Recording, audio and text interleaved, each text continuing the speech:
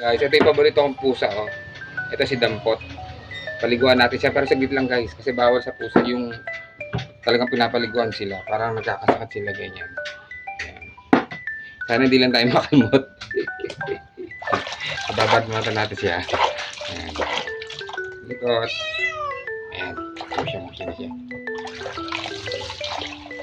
Sabi, dahil kong tigawat. Sabihin na natin si Mimi.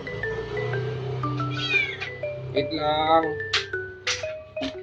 Para malinis siya guys. Kasi napaka-sweet na pusa na to guys. Alam mo ba ano? Niyakap kami nito. Nagkasakit ko sa last week kasi dinaganan siya ng isang pusa. Para bang ano, nire-rate ganun. Kaya napila yung mga paa niya. Buti naka-recover sa pinakain kong recovery guys.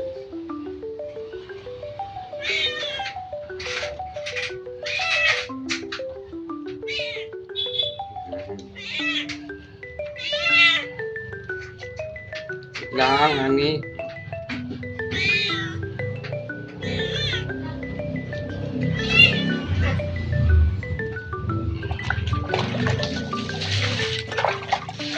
Bait ang pusa na to. Ay, wait nga.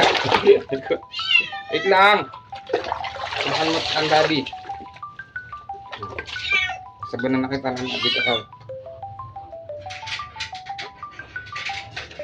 Tapos na.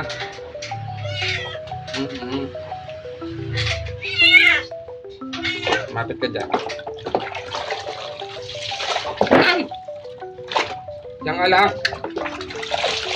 Punta mo lang sa akin. Oo na. Tapos na. Ayan, tapos na. Tapos na nga natin dito. Tapos na. Mahirap kasi magpalitan ng mga pusa. Ito baka makalimot ka. Para ma-injection naman ako. Sa mga pusa na to, dahil sa loob na naman sila ng bahay. Para mailinis. Wait lang! Ewan ko pero ayaw na ayaw nila na pinapalitan sila.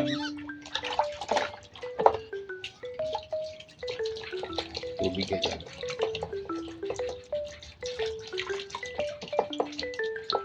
Ang mga pusa na to. Tapos na tayo, Miming. Halo na tayo. Oo. Wait lang. Saan ka lang? Para mamaya presko ka ang init-init ngayon, no? Diba?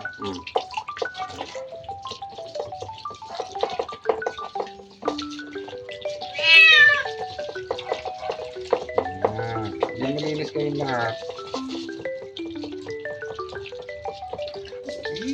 Sarap. Mimi. Na, tapos na.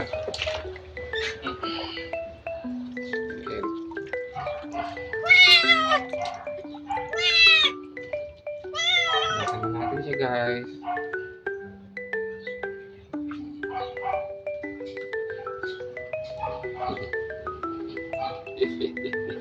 Ang likot. Sabi ka na. Bye viewers.